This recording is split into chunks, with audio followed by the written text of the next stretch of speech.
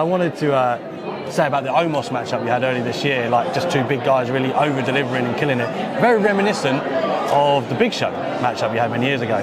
Did you kind of feel like maybe you was assuming the Big Show role in this kind of one with Omos? Like, what was it like putting that together?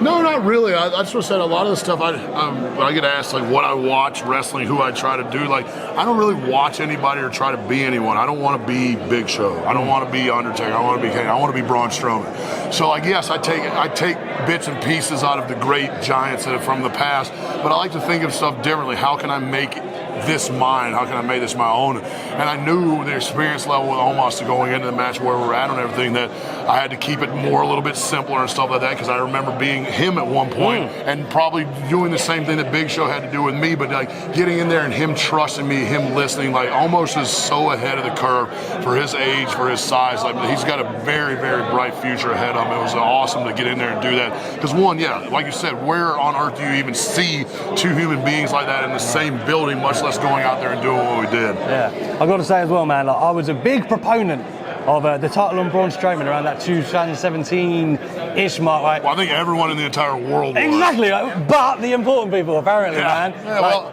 you can't beat the pencil. But there's, I mean, the I'm not finished with you yet. The stuff with Roman, that feud was like red hot. Very hot. Did you feel it at the time, like, man, we should, was there any talk of pulling the trigger and it just didn't happen, or? There was, but like at the end of the day, that's all over my pay grade. Like, man, I go to work, I play a part to play. It's my job to come to work and do what they need done. At the end of the day, there's nothing that's as cut and dry and as simple as it can be. Like, I'm thankful for any opportunity. Like I take example, look how opportunities work in this company. I had the opportunity to go out and be a rosebud with Adam Rose. That's how Vince McMahon saw me. Look where it led to. Yeah. So that's what said. Any opportunity, man. Like, people realize, like, and a lot of people take them for granted, and that's why a lot of people come and go and do different things, or fizzle out, or their pushes get taken away because they don't take these little things for granted. Because sometimes these little crumbs, you eat 500 little crumbs, guess what? You got a whole meal. Some people sit around, well, I want the whole turkey. Well, guess what? The turkey's has been cooked for somebody else. So you either eat what they're giving you, or you don't eat. I can see the cogs turning in your analogy. You're like, you know what? Food always. For some odd reason, everything always circles back. Last one for me, man. Like, since you come back as well, like, obviously Triple H is kind of like the main guy there. Talking about opportunities now, how have you found being back in WWE? Obviously the little break that you had, has it renewed anything for you? It really reminded me of how amazing this is, and how much of it truly it is a blessing to work for this company, and the amazing things that come with it. As much as the in-ring stuff is so much fun, getting out there and performing, but going to the children's hospitals, doing the Make-A-Wishes, all the meet and greets, meeting the fans and stuff, like, there's so much more involved in being a WWE superstar versus just strapping your boots on and going out there and taking some bumps. They just said that the whole aspect of being a WWE superstar and how people lean on our characters for support in their day-to-day life, man, that's what pushes me. Like, there's so many times in life. This will be 10 years that I've been with WWE coming up soon. Yeah. And there's been so many times where I'm like, man, I'm in pain, I miss my family, I'm missing out on all this stuff in life, and it's like, why do I do this? But then you realize and you see with the outreach through social media and the videos and stuff of kids going to the hospital, have surgeries, and they're holding my action figure while they're going under for anesthesia, or doing the Special Olympic stuff, and seeing the athletes and how much they know about our characters, how much they lean on our characters for strength.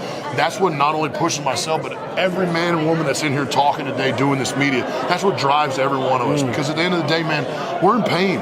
Every one of us works hurt all the time. We work hurt. We're on the road. We miss our families. But we do this stuff because of the passion and the love that we get in reciprocation for our hard work, and what the fans love, and the hard money and the time that they invest into our characters, man. It's such a special thing to be able to do that on such a level. This is the top of the mountain.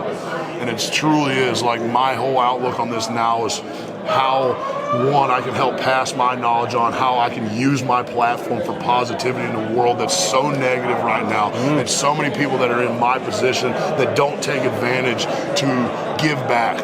I'm such a firm believer, and there's no such thing as a self-made man or a self-made woman. Everyone has had a hand on the way on their success in life, and it's whether you're humble enough to realize it and reach back and pull somebody else up with you. But then I think maybe it was honestly like if you had me and Bobby and Shelton and Cedric and Apollo and MVP all in a group, Who beats it's like who's gonna Who beats that? who beats that? So I honestly think maybe they were like, let's take a couple people and just make it like 4 people. But at first, it was supposed to be like a big group. They remember they talking to us about it.